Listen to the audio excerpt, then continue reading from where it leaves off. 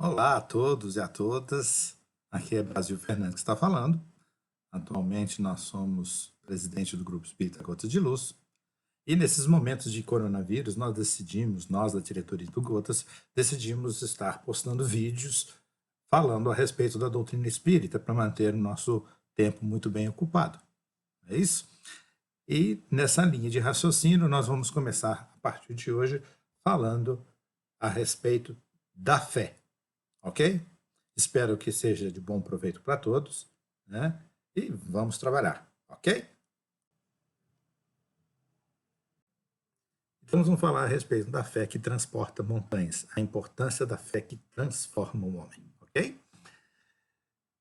Primeiro vamos fazer uma passagem do Evangelho de Jesus que diz assim: quando ele veio ao encontro do povo, um homem se lhe aproximou e, lançando-se de joelhos a seus pés, disse: Senhor, tende piedade do meu filho, que é lunático e sofre muito, pois cai muitas vezes no fogo e muitas vezes na água. Apresentei-o aos teus discípulos, mas eles não puderam curar. Jesus respondeu dizendo: Ó raça incrédula e depravada, até quando estarei convosco? Até quando vos sofrerei? Continua assim: trazei-me aqui esse menino. E tendo Jesus ameaçado o demônio, esse saiu do menino, que no mesmo instante ficou são. Os discípulos então vieram ter com Jesus em particular e lhe perguntaram: por que não podemos nós outros expulsar esse demônio? Respondeu-lhe Jesus: por causa da vossa incredulidade, pois em verdade vos digo que se tivesseis a fé do tamanho de um grão de mostarda, diríeis a esta montanha: transporta-te daí para ali, e ela se transportaria, e nada vos seria impossível. Pois bem, essa passagem do Evangelho é muito conhecida, principalmente essa parte que fala da fé que transporta montanhas. Quando se fala a respeito de transportar uma montanha daqui para ali, né? Muita gente, inclusive, diz assim: não, isso não é possível, está falando a respeito da montanha dos defeitos, da montanha dos problemas que a vida apresenta e etc.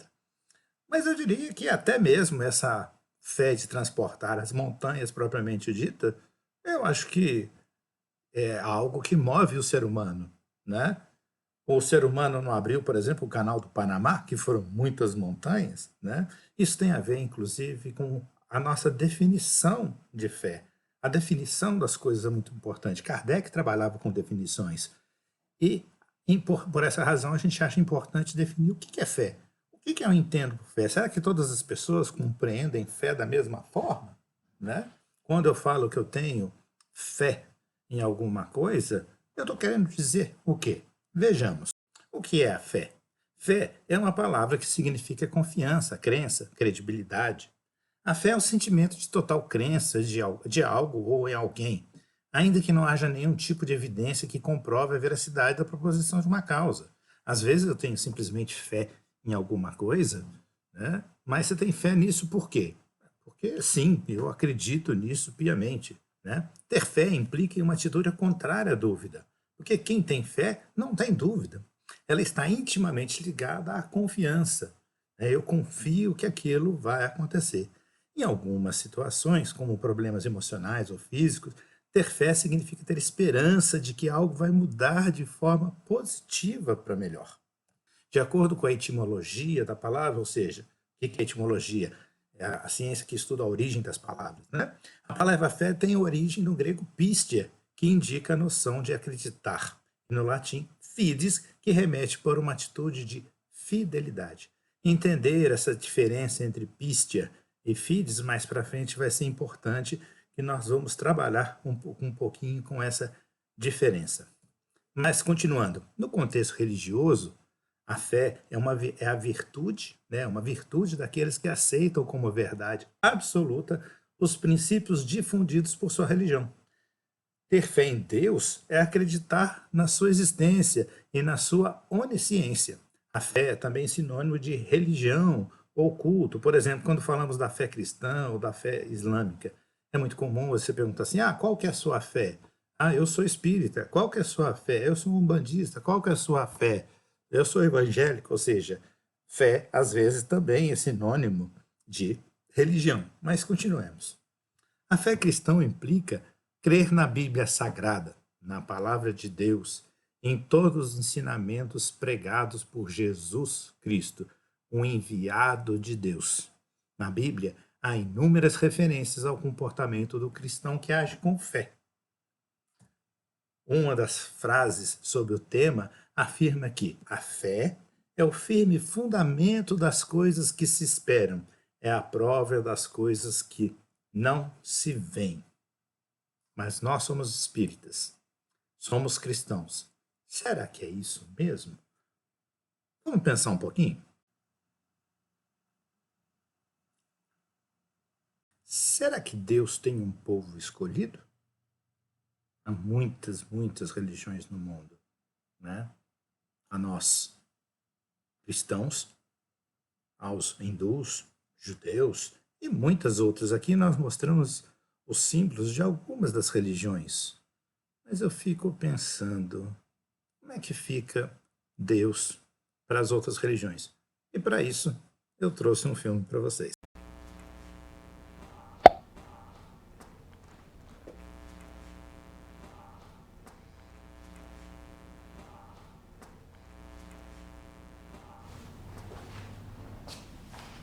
Ah, meu Deus!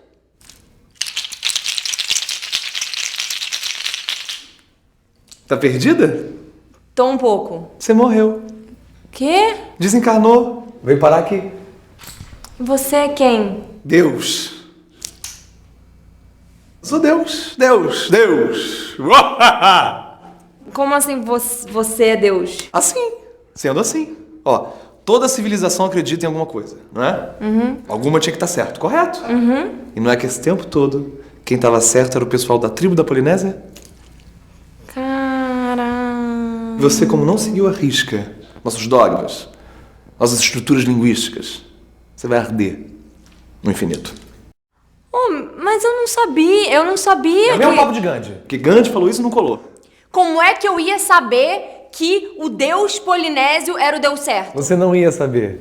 Você não ia saber. Você escolheu Deus. Deixa eu ver aqui. Judite. Catholic. Errou. Errou feio, errou rude. Não tem algum jeito assim...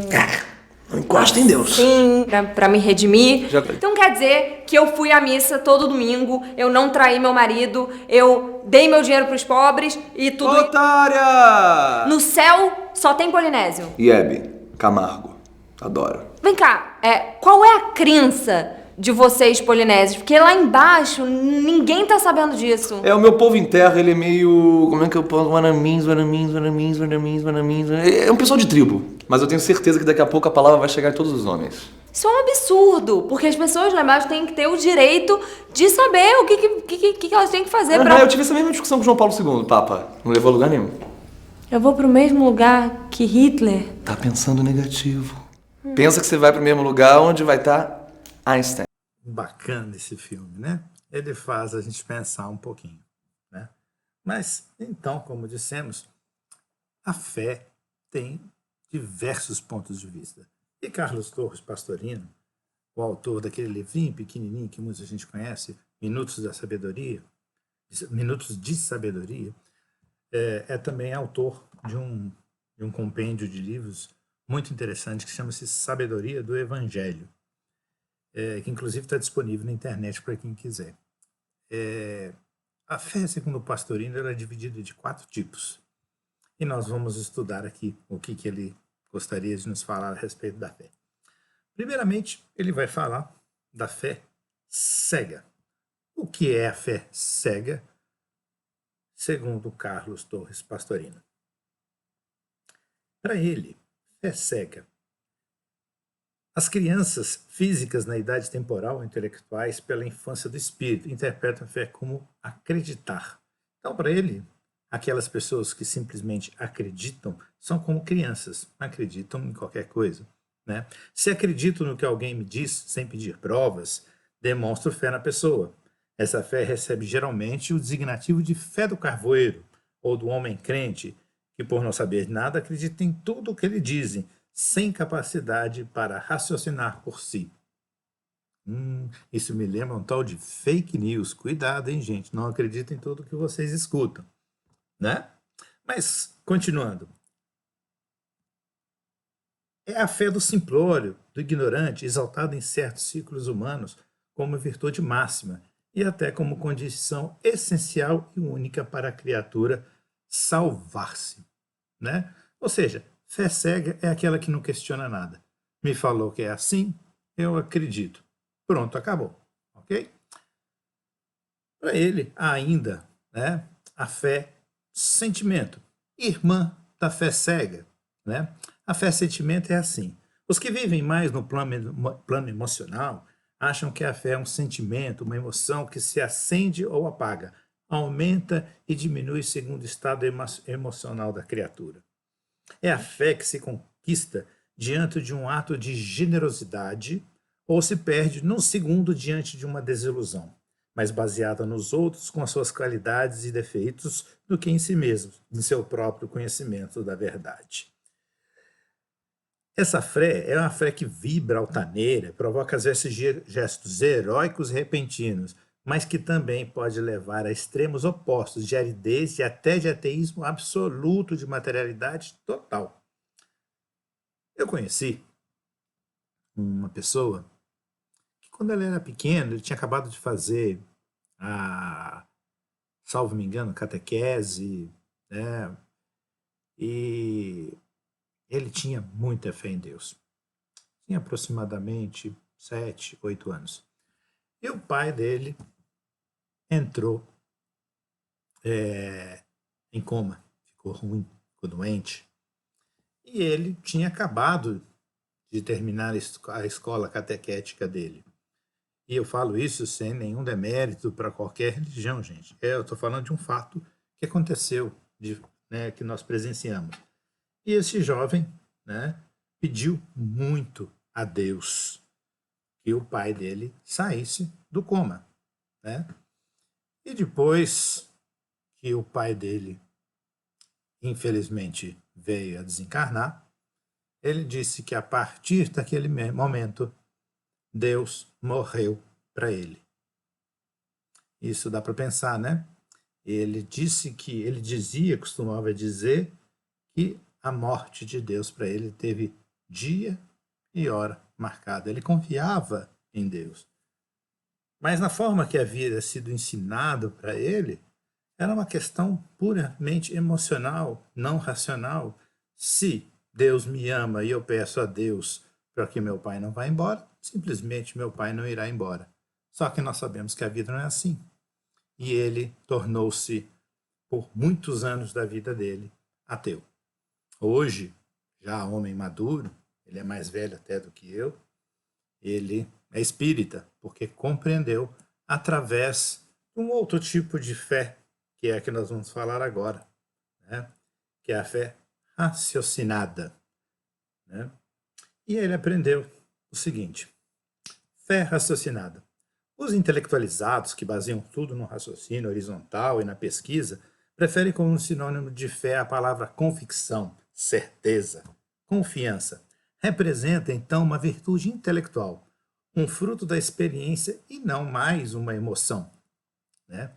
Supõe o conhecimento profundo do assunto, a certeza científica baseada nesse conhecimento. E a fé é a segurança do químico que, ao fazer as combinações de ácidos com bases, tem a certeza de que se obterá um sal. Fé absoluta, fé raciocinada e experimentada, com fundamento em fatos vividos ou verificados sob controle. Então, ter fé raciocinada não é o suficiente. Mas como, Brasil? O Espiritismo prega a fé raciocinada. Prega a fé raciocinada. Mas a pergunta é, será que nós temos a confiança? Será que nesse momento que nós vivemos de coronavírus, de incertezas, de confiança, de falta de confiança nas estruturas governamentais, né, de uma série de questões da vida, será que está valendo a nossa fé raciocinada? Nós deixamos de chorar por aquele que nós perdemos? A fé raciocinada é o que nós podemos obter hoje. Nós podemos entender compreender as conjecturas que a vida nos oferece, mas tenha certeza que isso não é tudo. E essa linha de raciocínio, né, por falar em raciocinado, linha de raciocínio, o Pastorino ainda nos fala a respeito da fé, fidelidade. Essa fé pertence àqueles que vivem acima do intelecto, sintonizados com a razão, compreendendo que a faculdade essencial à criatura é a fidelidade dos princípios. Lembra quando lá atrás eu falei de pitis e de fides? A fé que crê simplesmente, ela vem de pistes. Agora, a fé que vem da fé fidelidade, inclusive da fé razão, até certo ponto, ela vem de fides, que vem de fidelidade, né? Nós vemos muitas religiões falando a respeito de que Deus é fiel. Deus realmente é fiel. Mas eu preferia dizer que Deus é fidedigno, digno de nossa confiança, que é algo diferente, né? Mas voltando ainda para a questão da fidelidade, quando você vê um filme na televisão, né, que a qualidade da imagem é boa, a gente costuma dizer que o filme é de alta fidelidade. Ele reproduz a cena com grande qualidade de imagem. E a fé fidelidade é mais ou menos isso, né? Que diz, continuando no texto, uma vez conhecido o caminho e encontrado o mestre, não haverá mais esmorecimentos nem desvios.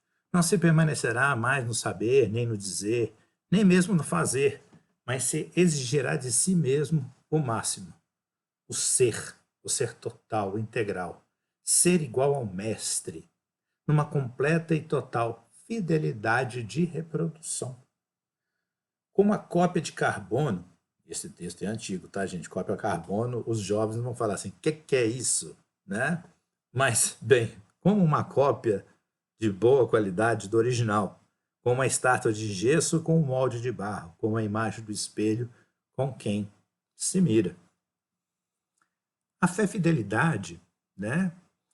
Ela é algo que nos remete à compreensão da vida, algo que nós estamos ainda longe. Com essas situações que nós estamos vivendo hoje, a falta de fé é algo que fica muito evidente. A fé possível é raciocinada, que nos leva a ter equilíbrio, né? Então, a gente pode continuar nas interpretações de Pastorino da seguinte forma. A qualquer dessas interpretações, podemos aplicar cada um em seu grau a lição ministrada. A fé, ainda que do tamanho de um grão de mostarda, ou seja, embora ainda esteja no início do seu desenvolvimento, nos primeiros passos da caminhada, já será o suficiente para obter extraordinário efeito. Porque quem não tem fé nenhuma sofre muito, né? A sua fé pode ser um sol ou uma pequena chama, mas é fé, ela é luz. Se nós estivermos na escuridão e nós tivermos uma pequena chama, ela nos iluminará em busca de um caminho. Quem alcançou o estado de fé, da fé fidelidade, não tem espaço para dúvida. Não há esmorecimento, não existe medo. É nesse momento que Jesus diz, eu e o Pai somos um. Está em João capítulo 10, versículo 30. Porque não havia ali espaço para dúvidas. Tudo aquilo que Jesus pensava, tudo aquilo que Jesus sentia, era reprodução em alta fidelidade dos pensamentos de Deus. Eu e o Pai somos um em sabedoria, um em conhecimento, um em amor. Jesus é o maior exemplo dessa fé, uma vez que a vontade de Deus está integralmente em todas as coisas criadas, embora nenhuma coisa criada seja Deus, senão quando souber anular-se totalmente para deixar que Deus se manifeste nela. Vamos repetir isso? Se não, quando souber anular-se totalmente para deixar que o Deus se manifeste nela. Eu e o Pai somos um. Quando Paulo fala assim, não sou eu quem vive, mas é o Cristo que vive em mim, é porque ele havia entendido completamente a mensagem de Deus. Deus é como um sol, ele irradia para todas as direções, sem distinção. Ninguém pode dizer que possui para si. Deus pode ser refletido num espelho, né? A gente vai olhar para o espelho e vai verificar que ele está ali reproduzido. Mas as distorções que ocorrem no espelho não fazem do sol imperfeito. O reflexo do sol será tão imperfeito quanto imperfeitos forem os espelhos. E nós somos espelhos e refletimos a vontade do Pai. E quanto mais perfeito forem os nossos espelhos, melhor refletiremos a vontade do Pai. Nós somos como esse espelho de camelô, de baixa qualidade, distorcendo o sol, né? Porque nós não conseguimos perceber, fazer na nossa vida aquilo que Deus tem para nós. Porque eu, mediante a própria lei, morri para a lei, a fim de viver para Deus. Estou crucificado com Cristo. Logo, já não sou eu quem vive, mas o Cristo vive em mim. E este viver que agora tenho na carne, vivo pela fé no Filho de Deus que me amou, a si mesmo entregou por mim. E a si mesmo entregou por mim. Isso são palavras de Paulo, quando ele anula a sua própria vida para viver a vida do Cristo. Será que nós temos condição de fazer isso? Acho que não ainda. Por isso que nós permanecemos enquanto espíritos na fé raciocinada. Mas temos que ter em mente aonde nós queremos chegar. Nós temos que ter coragem e perseverança. Para se alcançar a plenitude da fé, precisamos lutar. Vencer as dificuldades. Quantas dificuldades nós estamos vivendo hoje? Vencer as barreiras que a vida nos oferece. Aquele que pode ser, com razão, qualificado de espírita verdadeiro e sincero, se acha em grau superior de adiantamento moral. Os princípios da doutrina lhe fazem vibrar fibras.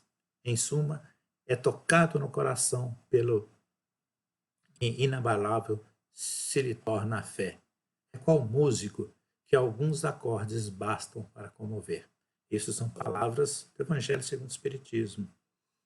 E ele ainda diz assim, Kardec, né?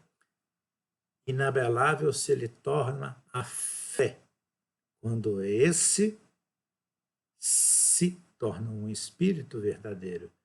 E ele completa, reconhece-se o verdadeiro espírita pela sua transformação moral e pelos esforços que emprega para domar as suas inclinações más. Se esforça por desligar-se dele e sempre o consegue se tem firme a vontade. Nós precisamos ter essa coragem, principalmente nos dias de hoje, né? São sinais claros que nós vivemos, né, da entrada do mundo de regeneração, né? Então nós precisamos ter essa fé, pelo menos a fé raciocinada, se não podemos ainda dar passos no caminho da fé e fidelidade, né?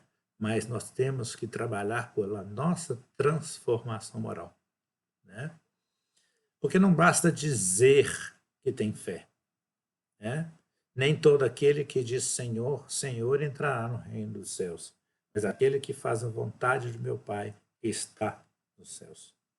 Espero que essa mensagem alcance os seus corações, que nesses momentos de incerteza que nós vivemos, nós possamos ser bafejados por essa fé maravilhosa que nos foi exemplificada por Paulo, né? Que o Mestre Jesus nos abençoe a todos e muito obrigado. Em breve teremos mais algumas palestras do Gotas de Luz para vocês. Um abraço a todos e até mais.